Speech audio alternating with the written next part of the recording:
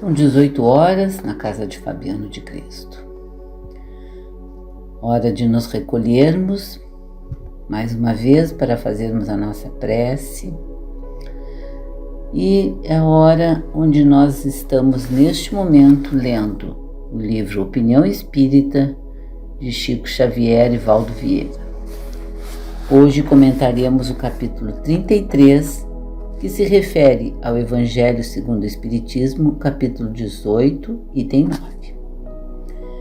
Esse capítulo foi ditado por André Luiz e diz assim: muitos companheiros da convicção espírita costumam afirmar que estão imbuídos de fé ardente, mas os inquisidores do passado que acendiam fogueiras pela imposição do crê ou morre também a possuíam. Cultivam ilimitada cautela para não tombarem no erro, mas todos os religiosos que desertam da luta humana alegam prevenção contra o pecado para fugirem das obrigações sociais. Adotam a tolerância invariável para com tudo, de modo a estarem completamente bem com todos. Mas ao que nos parece, a história indica que o iniciador do comodismo perfeito na edificação cristã foi Pilatos, o juiz que preferiu não examinar a grandeza de Jesus, a fim de não ter nem sofrer problemas. Como se diria hoje, Pilatos caiu fora, não quis se envolver.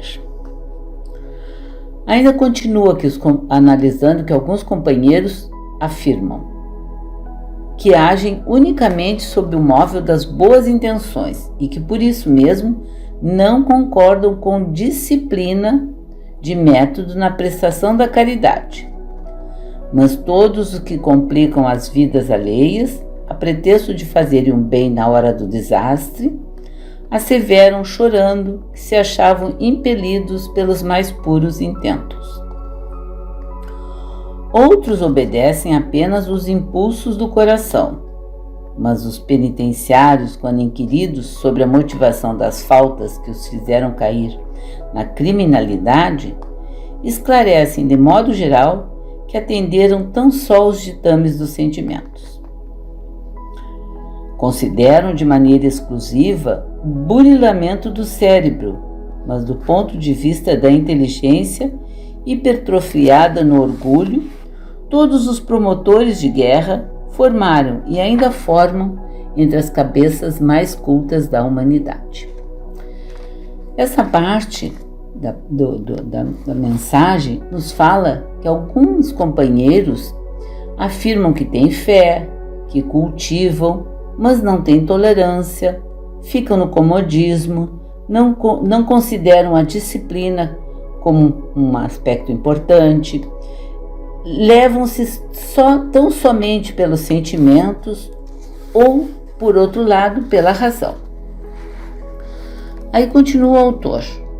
Os companheiros da seara espírita, no entanto, sabem, com Allan Kardec, que o espírito é chamado a usar confiança e zelo, indulgência e bondade, pensamento e emoção, aliando equilíbrio e fé raciocinada, na base da reforma íntima, com serviço incessante aos outros.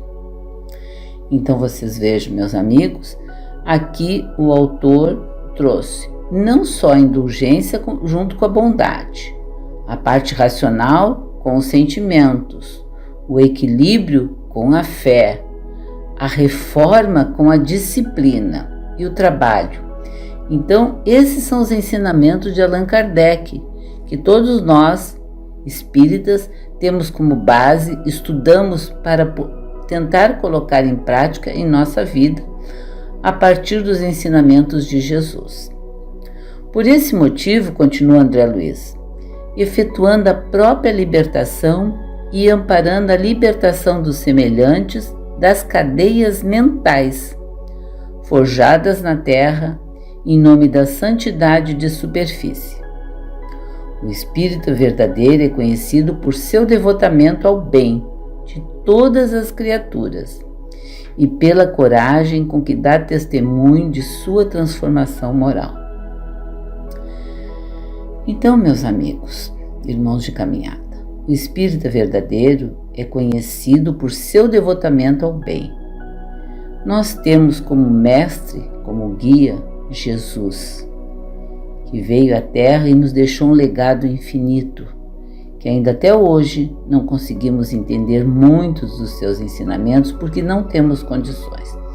Mas nos esforçamos e estudamos a doutrina espírita, que tem como meta, como guia principal, os ensinamentos de Jesus.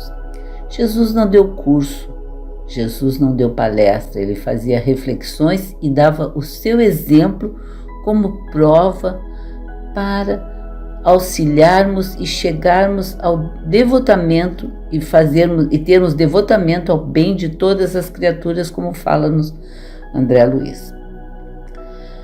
E pela nossa coragem de transformação individual. É o mais difícil para todos nós. É isso que buscamos, a autotransformação. Nos esforçamos, às vezes caímos, às vezes levantamos, mas seguimos à frente. O que esse capítulo nos fala? Da fé como resultado dos nossos pensamentos. A fé como um elemento propulsor que nos liga ao alto, que nos faz chegar mais perto de Jesus. E para tal, nós precisamos nos burilarmos, nós precisamos nos fortalecermos na doutrina e não fazer, como no início da leitura, elementos apenas exteriores para que sejamos vistos, para que nossas ações sejam vistas. E não importa a quantidade de oração que façamos ao dia, não importa a quantidade de caridade que façamos para que os outros vejam. Tanto a fé como as obras que fazemos para ajudar ao bem comum, elas têm que partir da nossa consciência, da nossa amorosidade. E Jesus nos disse, não temos que mostrar aos outros, nós fazemos o bem a partir dos nossos sentimentos, sem precisarmos mostrar aos outros aquilo que fazemos. Hoje em dia, a fé, ela é muito praticada em diferentes religiões e é uma coisa muito boa, porque todos nós precisamos nos ligar ao Pai, né? E para tal, a oração é um elemento muito importante que nos ajuda a chegarmos até o Pai. Temos que pensar um pouquinho na oração de forma a aquietarmos a nossa mente, o nosso coração. Não precisamos e hoje a pandemia está nos mostrando, estamos aquietando, estamos com nossos pensamentos voltados ao Pai a partir das nossas próprias casas. E aí lembramos novamente de Jesus que nos disse, não precisamos de templos de pedras, precisamos do templo em nossos corações. Em nossos corações estamos nos ligando ao Pai, estamos através da prece, da oração, daquela sentida mesmo, daquela vontade forte de mudarmos, de melhorarmos, de pedirmos ajuda. Às vezes não conseguimos realizar aquilo que pretendíamos, ou às vezes caímos, mas esse contato com o Mestre Superior nos torna forte. E não podemos esquecer que a nossa fé, ela por si só, ela movimenta energias construtivas quando vem de um coração puro, quando vem de uma vontade superior, quando vem do âmago das nossas almas. Então essa movimentação de energias construtivas, ela é uma força que alcança o superior e nós movimentamos sentimentos, emoções positivas. Quando movimentamos sentimentos e emoções positivas em prol do bem dos outros, nos aproximamos do Pai Maior. Através da prece bem sentida, é o contato direto com o Pai. Através desta prece, nós exercitamos a nossa fé e obtemos comunhão entre o Criador e a criatura. Mas o segundo elemento que nos fala essa mensagem quer dizer que nós não nos basta apenas termos fé, fazermos as nossas orações. A fé necessita de obras. Precisamos obrar também. O que significa? Ajudar ao próximo, da forma que nos for possível. Se estamos impedidos de nos locomovermos, podemos fazer uma oração. Podemos ligar para alguma pessoa necessitada. Em tempos de afastamento social, podemos mandar uma mensagem. Podemos podemos ajudar os outros de diferentes formas. E quanto mais nós trabalhamos para ajudar os outros, esquecemos dos nossos problemas. Tem pessoas que dizem, não, quando eu me aposentar eu vou trabalhar nisso, ou quando eu ficar melhor porque eu estou doente eu vou trabalhar naquilo. Não, nós nos curamos trabalhando para os outros. Nós buscamos o equilíbrio quando conseguimos nos doar sinceramente. Então é muito importante a gente considerar que essas obras são elementos, essas obras, o obrar, que é a ação a partir das nossas convicções superiores para ajudar ao próximo, seja no setor que for. Ela é um excelente elemento de devoção, de aproximação com o Pai e movimenta energias superiores. E, em geral, o maior beneficiado não é aquele a quem nós nos doamos, somos nós mesmos. Se partimos de um coração sincero, se partimos de um coração puro, naquele momento que estamos ajudando ao próximo, o melhor beneficiado somos nós. Então, por isso, essa mensagem que nos traz André Luiz é que não adianta sermos santos de pé de barro.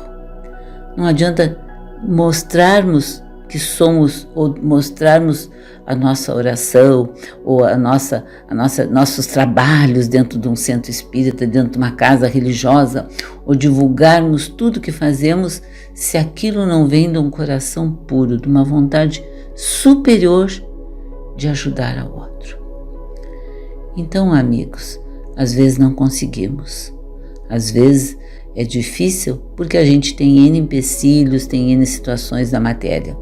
Não desperdicemos essas situações da matéria, porque a nossa ajuda maior é com aquele que está ao nosso lado, aquele na nossa casa, o nosso próximo mais próximo. E este, às vezes, é o mais difícil de conseguirmos ajudar. Vamos agradecer por tudo, Jesus, que temos nesses momentos. Vamos agradecer mesmo por essas dificuldades que estão contribuindo para que possamos implantar o templo de Deus no nosso lar, nas nossas relações, em nós mesmos. E vamos agradecer por essas dificuldades que vão nos fazer crescer, que já estão nos fazendo crescer, que já estão nos fazendo orar mais, nos ligarmos ao alto e não perdermos a fé. Vamos agradecer pelas nossas possibilidades de ajudar aos outros, mesmo que sejam pequenas aos nossos olhos, mas aos olhos do Pai elas não são pequenas. Vamos agradecer infinitamente por tudo que nos faz crescer, Jesus. E às vezes a gente não percebe o que nos faz crescer, mas Tu, junto do Pai Maior, sabe melhor do que nós. Que Jesus e Fabiano de Cristo, nosso mestre, nosso guia, que está sempre junto de nós e não nos desampara, e agora está nos orientando nas nossas casas também. Estejam com a gente, com todos aqueles familiares a quem nosso pensamento se dirige. Que Jesus derrame no coração de cada um de nós as suas bênçãos e ilumine os nossos lares também. Que Jesus, muito obrigada, meu Pai, muito obrigada, Fabiano de Cristo. Jesus fique com todos hoje e sempre. Assim seja.